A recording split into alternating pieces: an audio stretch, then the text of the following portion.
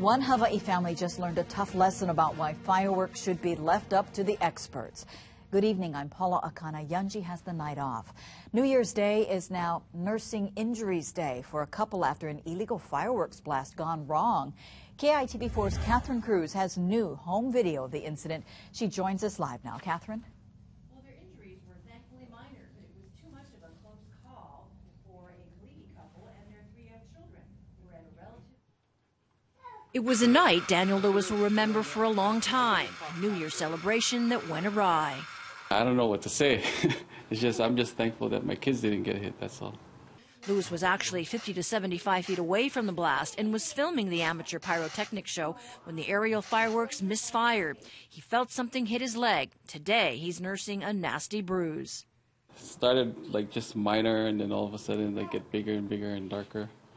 And a little pain here, but I think I'll be okay. Lewis's wife and children were much closer to the blast, and the video he shot captured the scene moments after she felt something graze her shoulder.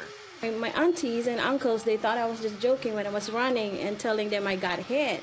I'm still shaken up the fact that I was holding my daughter, the mere fact that I was holding her and she could have been hurt. And I mean, we just want to celebrate. We didn't even buy fireworks or anything like that. We were just watching them and we were hurt. Firecracker paper littered the narrow lane where the fireworks show took place. Area residents say the owner of this home was hospitalized for a wound to his abdomen.